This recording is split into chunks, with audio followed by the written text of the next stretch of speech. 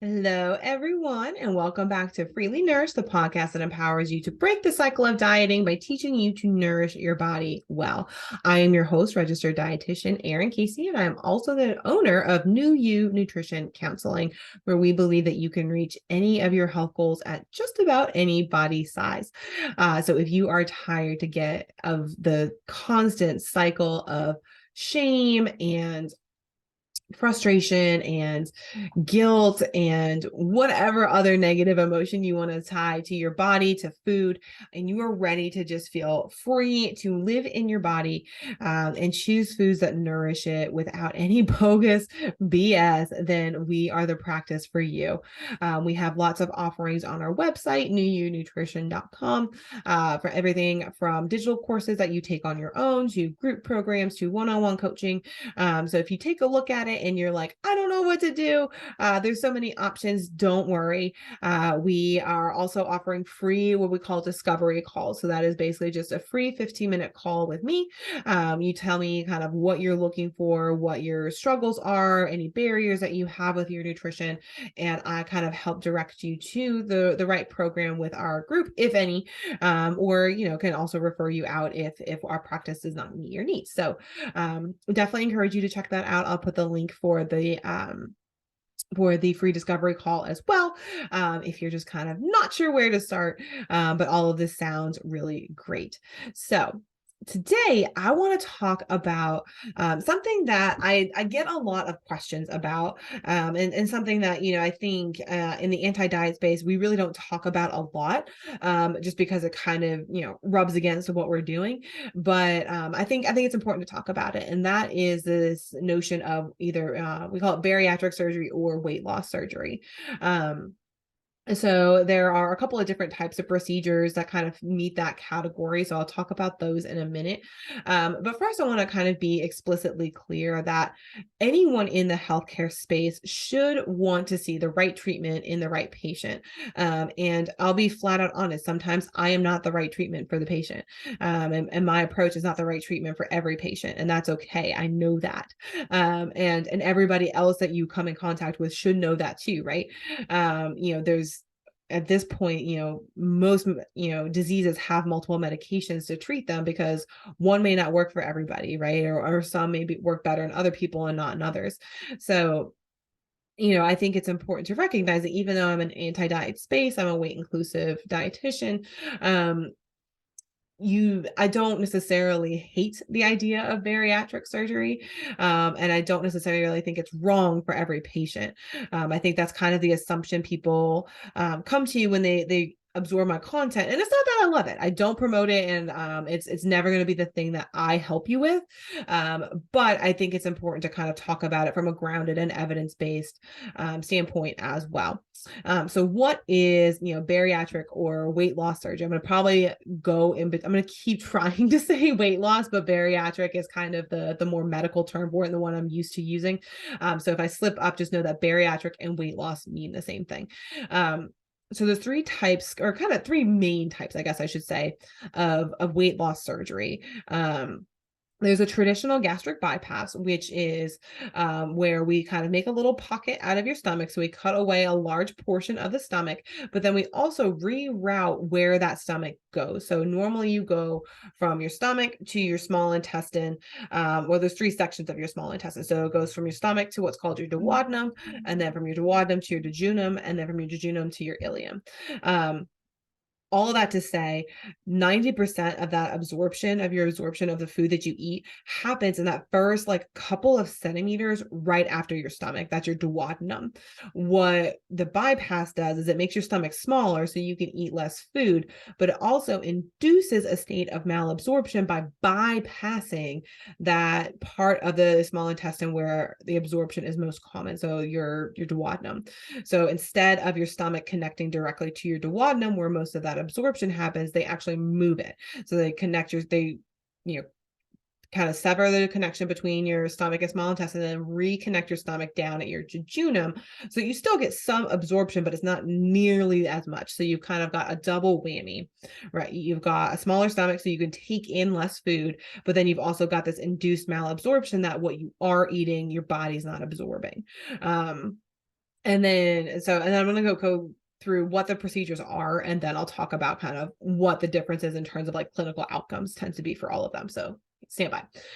The Roux-en-Y was kind of like the original bypass surgery. I will say that there are significantly more complications with it, because if you heard what I just described, it's a pretty severe procedure. You know, you're taking away about 80% of your stomach, and kind of forcing it to, forcing your body to not absorb most of your nutrients. There's going to be a lot of ill effects from that.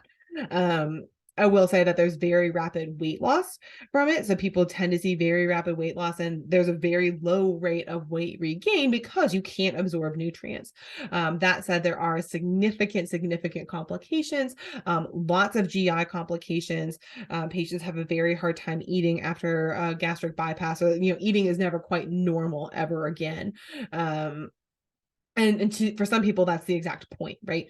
But for others it's kind of an unwelcome surprise. There's also lots of malnutrition, side effects that persist for years and decades down the line.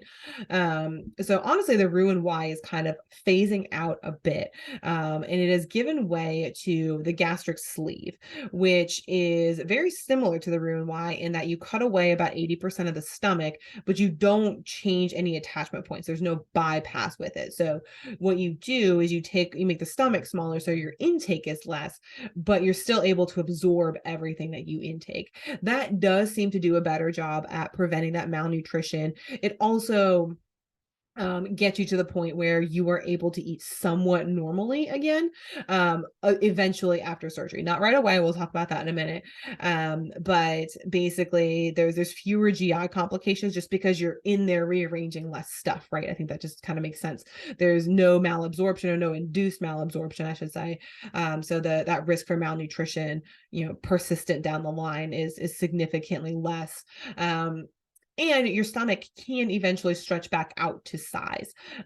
So that can be good and bad. The good in that is that you can eat somewhat normally again, kind of later down the line. The bad news is you can eat somewhat normally again later on down the line. So the rate of weight regain is significantly higher. Also because in a gastric sleeve that is compared to the Roux-en-Y, also because the surgery is not as intense. You're not moving as many things around. There's no malabsorption. The weight loss is a lot slower. It's still fast, but it's not as fast as with the Roux-en-Y. And then there are things kind of like bands and balloons and various kind of other ways to restrict intake to the stomach without actually physically changing the stomach. So there's a lap band procedure, which basically just means that they kind of take your stomach, if you kind of picture your stomach as like a blown up balloon, and they kind of just tie a little ribbon around the top of it so that it's uncomfortable for you to eat past a certain point. It basically kind of closes off part of the stomach, without actually surgically removing it. Similarly, they can also put like a balloon into your stomach to kind of take up space in your stomach to where there's less room for food. Both of those procedures are less invasive. So even though they are kind of going in there and putting things in, all of those things are removable, so they're not permanent. That said, they are not really effective.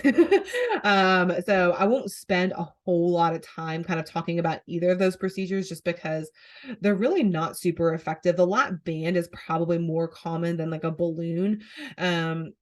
But the band still, like, people tend to have a lot of complications with it. There's a lot of like, GERD or like regurgitation issues with it.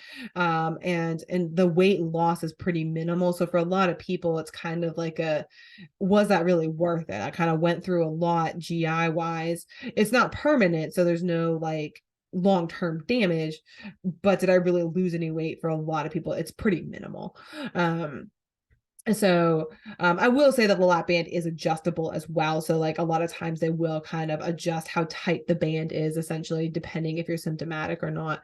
But they're not used very much anymore. The sleeve is probably the most common now, and for some patients, the Roux-en-Y.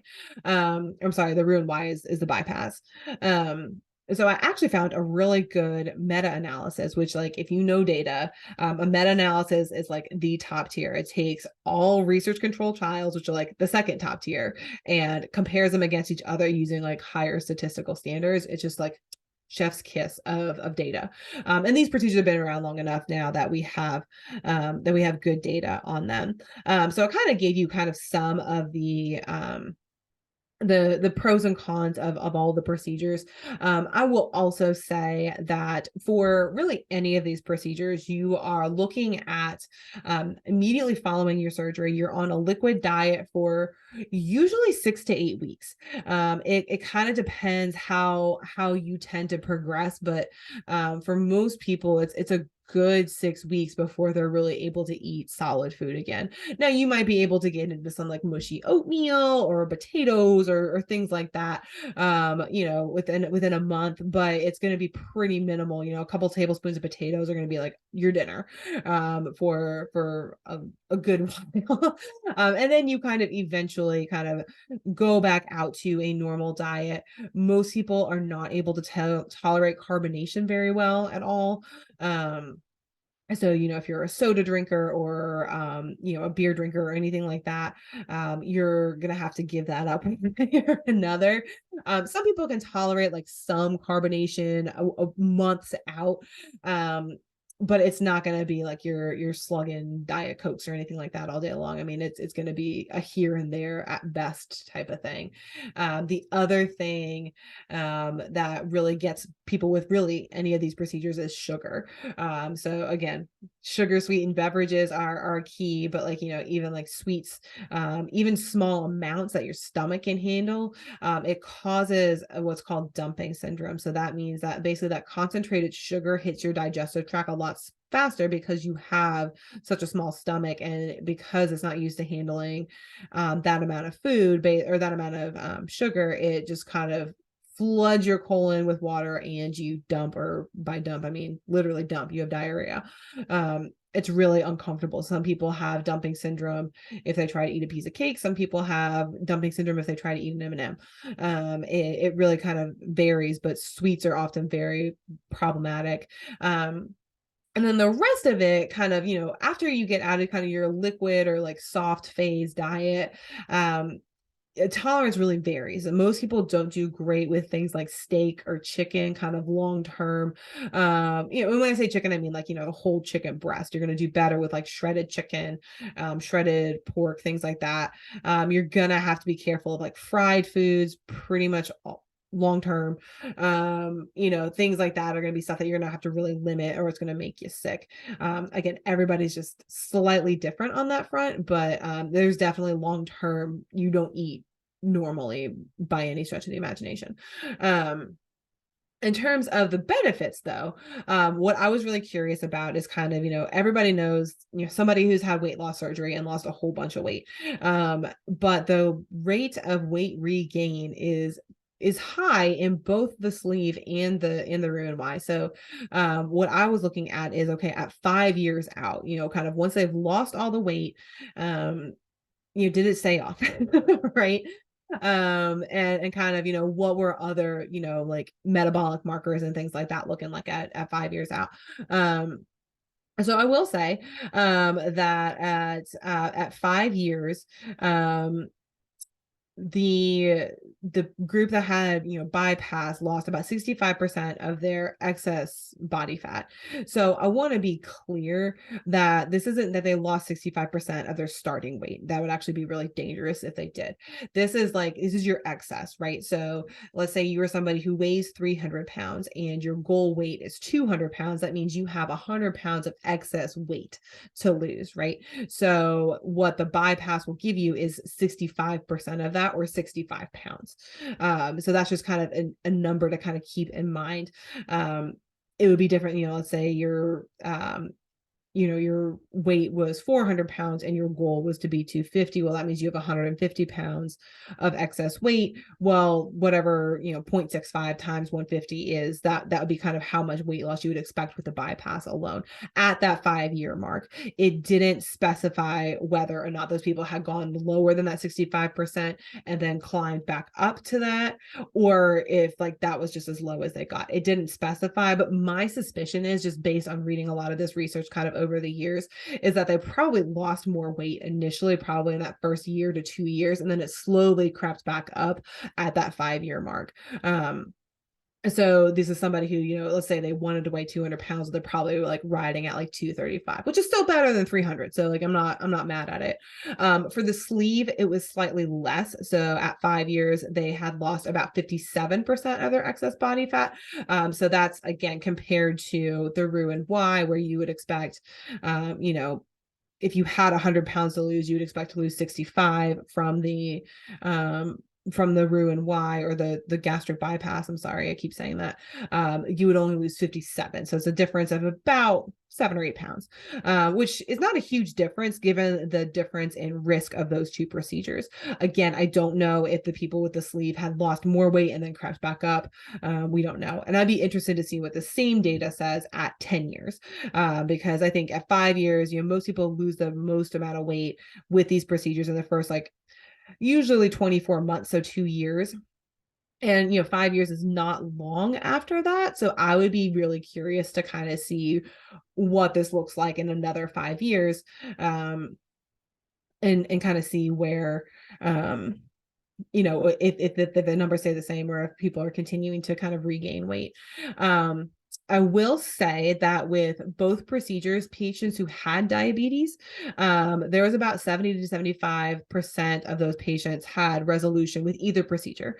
So that means that, the diabetes essentially went away after the procedure. Now, what I don't know is if that happened immediately following the procedure, or if that happened at some point over the course of 5 years. To be honest with you, I don't know that it matters, right? I'm curious intellectually as to like what would be causing that. Is it the weight loss, or is it something in the manipulation of the GI system that causes that resolution of the diabetes? But from a patient standpoint, it doesn't matter. It's likely gone in 75% of patients who presented with diabetes at the time of their surgery.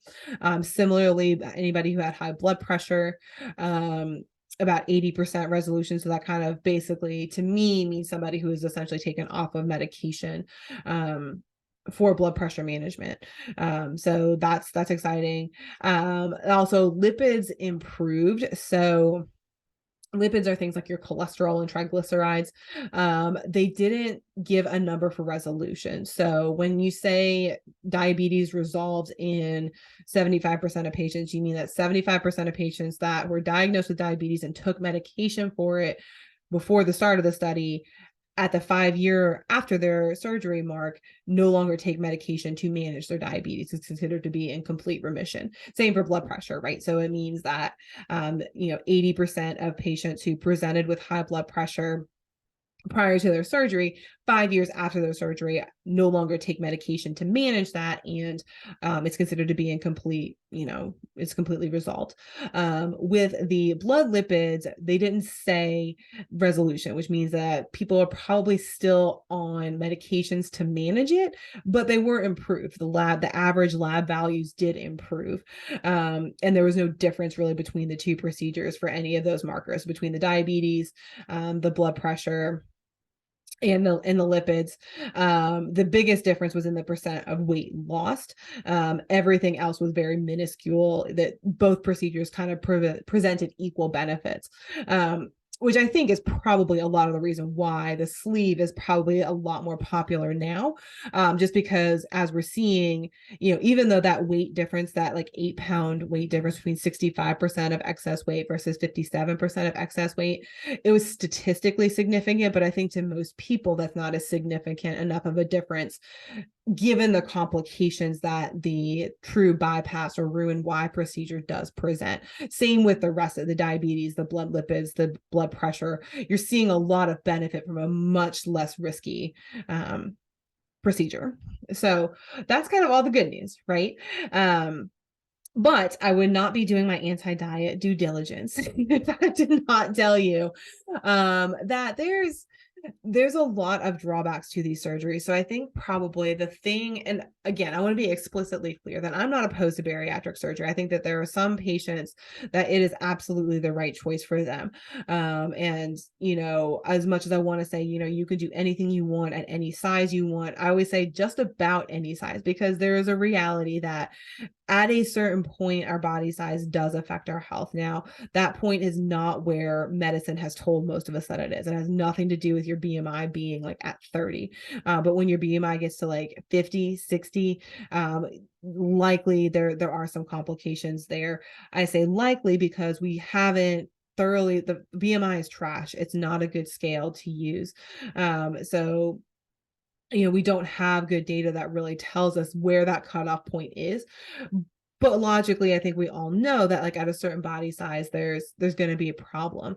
And if you've just tried everything, cannot seem to get that body size down, or you're kind of playing with fire in terms of complications, you're having heart issues, or the diabetes is unmanaged, or kind of whatever the case may be. There's reasons and there's patients to where this procedure is 1000% appropriate. I will say that the bariatric or the weight loss community have the biggest perpetrators when it comes to misinformation about the BMI. And kind of, they're the ones clinging to this idea that your BMI is like the determinant of health when it's really not. And of course they are, because whether or not somebody comes through their doors for surgery is dependent on the BMI. I think it's also important to note that until 1995, the BMI cutoff point for obesity was 35. It's now 30. So literally overnight, we keep hearing these trends of like, oh, like 2/3 of Americans are overweight or obese. Well, yeah, because you changed the benchmark, right? Like when you changed it from 35 to 30 is now considered obese. And when, from 30 to 25 is now considered overweight. Well, you included a whole bunch of other people that were, 24 hours ago were not considered overweight or obese. And now they're considered one or the other, because you literally you moved the target.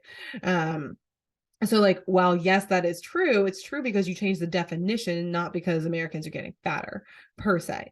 So I think it's just kind of important to note those kinds of weird statistical abnormalities. I think it's also important to, and this is kind of where I'll sink my teeth in a little bit, to really consider the long-term complications of these procedures before you get them. I think, like I said, all of the data I just presented to you is at 5 years, and that's fresh data. I think that meta-analysis was published in like maybe 2019. So that's really fresh data. That's the best we have. We don't have the 10-year data yet. We don't have the 15-year data yet. We don't have the 20-year data yet. It doesn't exist because these procedures haven't been around, or at least haven't been optimized and studied for that long. So I think, when you go into these procedures, I think so often people think it's kind of like the smoking gun or magic bullet to finally get your weight down and get your life back. And like that can be the case for some people. But I also want to be clear that it is not without long-term consequences. Like I mentioned, kind of talking about, some of the long-term eating things. Eating, to be honest, with both of these procedures, eating is not normal. It is it's not always problematic, but it's not normal. Certainly with the bypass, you have a higher risk of malnutrition. You also have a harder time eating. But either way, things like carbonation, sugary treats, fast food or fried food, things like that are going to be pretty well permanently excluded from your diet. For any of the procedures, you're going to have to take a rather robust vitamin supplement because you are not able to physically take in the micronutrients that you need in a day. And to some extent, sometimes the macronutrients that you need in a day. You are going to want to buy stock in Premier Protein, and you are going to probably have to drink it forever. It's going to be part of your life anyway, forever. The micronutrient supplements, so things like, B12, vitamin D, calcium, etc. Those things are things you're probably going to need long-term forever, in order to feel and function normally, just simply because you're not able to get them through your diet. So those are things to just kind of consider. I also think the thing that people underestimate the most, hands down, because we tell you all of this, we tell you all of the things, and I think sometimes it registers with people and sometimes it really doesn't. But the thing that nobody really gives the consideration that they should is what this is going to do to you emotionally. What is it going to do to you emotionally to sit at your Thanksgiving dinner table and only be able to eat a spoonful of everything? What is it going to do to you emotionally to potentially have to give up alcohol altogether? What is it going to do to you emotionally to not be able to eat, drink, and socialize with friends the way you used to? What is it going to do to you emotionally to not be able to turn to food if food is a coping mechanism for you? Um, I tell people this all the time. If food is a coping mechanism, you cannot take it away without putting another coping mechanism in place. So make sure that you have the support that you need. What is it going to do to you if your family is all eating your favorite fast food restaurant, but you can't eat it because you know it's going to make you sick? Um, Things like that. And I think nobody, the far and away, the thing every single patient comes to me and tells me is that I completely underestimated how difficult this was going to be emotionally. Like physically, it's really not that hard. It's really not that hard. You mess up a couple of times, you get the hang of it. That part's really not that difficult. The emotional part is a bitch, because as you guys have heard me talk about on this podcast, our brains are highly adapted to coordinate food and our emotions, right? So food directly affects our serotonin, it directly affects our dopamine. And two of those are like our two main like pleasure and well-being centers. Or sorry, pleasure and well-being neurotransmitters in our brains. So without food to modulate those things, how are you going to modulate it, right? And if you're somebody who, of course, has been turning to food, then you're going to have a hard time finding another way. And also, when we think about food, the meanings behind it culturally, spiritually, etc., there's a lot there. So I really encourage anybody who's thinking about this procedure. Again, it may be the right procedure for you. And I do not mean to dissuade anyone who is considering it from, kind of continuing down that path. But I do want to be explicitly clear that there are long-term consequences. Whether those are consequences you're willing to take on is up to you. But I want to be clear that they are there, and they are real, and you will probably underestimate them. So I hope that that helps to kind of answer. I feel like these are kind of the most common questions I get from people. If you guys have more specific questions about either procedure, about more outcome measures, things like that, please let me know. I'll be happy to look it up. This is something that I deal with pretty often. So I would love to hear your thoughts on it. But for now, I hope you all have a wonderful rest of your day, and I will see you next time.